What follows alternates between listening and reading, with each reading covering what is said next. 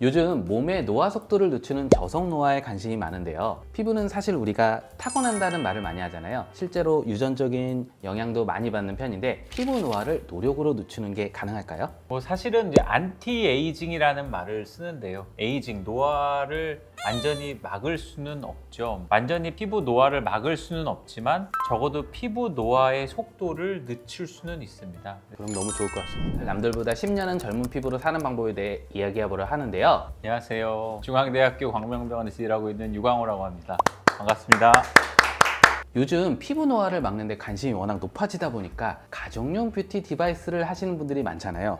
저도 환자분들이 많이 물어보시는데 이거 정말 효과 있나요? 저도 많이 물어보시고요. 도대체 너무 많아서 뭐가 있는지조차도 다 알기가 어렵습니다. 과학적 근거로 예를 들어봤을 때는 효과가 전혀 없다라고 보긴 사실은 어렵죠. 왜냐하면 약간의 개선 효과는 느끼실 수가 있는데요. 우리가 일반적인 의료기기만큼의 효과를 기대하기는 현실적으로는 어렵습니다. 그리고 그 약간의 효과를 기대하기 위해서도 얼마나 올바르게 사용을 하시는가가 중요한데 생각날 때마다 한두 번 하시는 거는 전혀 효과를 기대하시기는 어렵고요. 어느 정도 쓰는 게 좋을까요? 뭐든지 아무리 효과가 있다라고 해도 과하면 독입니다. 매일 쓰되 너무 장시간을 사용하면 오히려 피부에 화상이라든지 자극감이라든지 안 좋은 영향을 미칠 수가 있기 때문에 적당하게 주에 한 3, 4회 정도 한 15분에서 20분 정도 하시는 게 가장 중요합니다. 뭐 이틀에 한 번 20분 정도. 네. 마스크팩도 피부를 자극시킬 수 있다고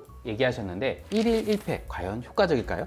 너무 역시 그것도 과하다고 생각을 합니다. 우리가 매일 하다 보면은 도움이 많이 된다라고 오해를 하실 수가 있는데요. 물은 물을 뺏는 성분이 있기 때문에 마스크팩 안에 있는 앰플은 대부분 수분으로 구성이 되어 있는데 이 수분이 증발하면서 정상적으로 피부에 갖고 있는 수분도 같이 뺏으면서 증발을 하게 됩니다. 그래서 매일 하시거나 아니면 너무 장시간을 하시게 되면 오히려 더 건조함을 유발시킬 수가 있기 때문에 2, 3일에 한 번, 주 2, 3회 정도 한 번 하실 때 한 15분 정도 하시는 것이 가장 적당한 방법입니다. 1일 1팩 하셨던 분들 이 영상 보고 횟수 꼭 줄이시면 좋겠습니다. 미용기기하고 비슷한 맥락으로 피부 처짐, 주름 개선에 좋다고 해서 요새 괄사를 화장하면서 또 드라마 보면서 하시는 분들이 있으시더라고요. 붓기가 빠지고 피부 순환을 돕기는 하는데 사실 과하면 자극이지 않습니까, 교수님? 집사람도 집에서 가끔 그걸 하고 있을 때가 있는데요. 그게 정말 도움이 된다면 저도 매일 할 것 같은데요. 저는 사실 하지는 않습니다. 그 괄사를 한다라는 것 자체가 어느 정도 피부에 자극을 줘서 피부의 부종으로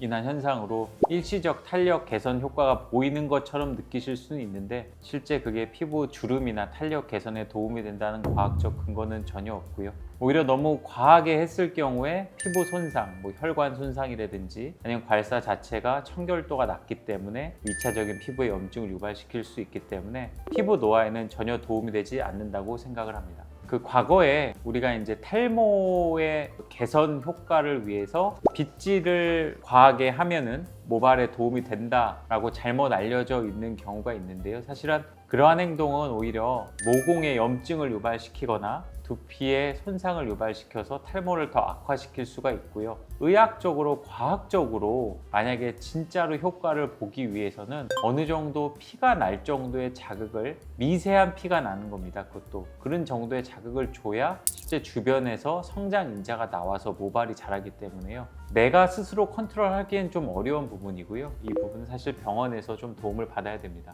결국 피부 장벽이 손상되면 피부가 빨리 늙는다는 얘기인데요. 요즘 화장품 광고에서도 피부 장벽을 보호한다는 문구를 많이 볼 수 있는데 우리가 피부 장벽을 건강하게 지키기 위해서 할 수 있는 노력들이 있을까요? 우선 피부 장벽이라는 말을 일반적으로 잘 이해하기가 쉽지가 않는데요. 피부의 본래의 기능 중에는 피부는 겉을 감싸고 있는 거기 때문에 그 외부에서부터의 피부를 보호해 주는 게 이제 피부 장벽 기능이라고 합니다.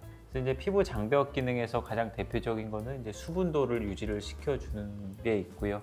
수분도를 유지시키기 위해서는 보습제를 충분히 쓰시는 것도 중요하고요. 외부나 야외 활동을 하고 나서 땀이나 노폐물이 많았을 때 노폐물을 잘 제거해주지 않으면은 2차적인 염증이 생길 수가 있기 때문에 꼭 미세먼지도 있을 수 있고요. 네, 맞습니다. 그래서 올바른 세안을 하시고 충분히 보습제를 사용해주고 두 가지만 잘해줘도 어느 정도 피부 장벽에 충분한 안전성에 도움이 도움이 된다고 생각합니다. 네, 세안도 제대로 잘하는 게 중요하겠네요.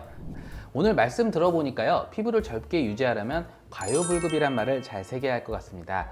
불필요한 피부 자극을 줄이고 피부 장벽을 건강하게 관리하는 것이 정말 중요하다고 할 수 있겠는데요. 다음 영상에도 유광호 교수님과 함께 슬로우 에이징을 위한 올바른 세안법 보습제 바르는 방법을 알려드리도록 하겠습니다. 오늘 제가 존경하는 유광호 교수님과 유익한 시간을 보내보았는데요. 저희 선후배가 참 친합니다. 영상 많은 분들에게 도움이 되셨으면 좋겠습니다. 구독과 좋아요 영상 많이 시청해주세요. 부탁드립니다.